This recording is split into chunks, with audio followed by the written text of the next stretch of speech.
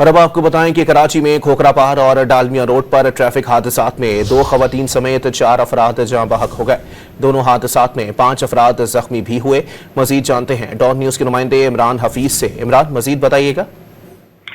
دیکھیں، یہ شہر کے اندر چند منٹوں کے فرق سے جو ہے 2 خونی حادثات اس میں ہوئے ہیں، جس کے اندر دیو ہیکل ہیوی ٹریفک ہے جو مقررہ اوقات کی خلاف ورزی کری اور ٹریفک پولیس کی مبینہ جو غفلت ہے اس کے سبب جو ہے خونی حادثات نے جنم دیا۔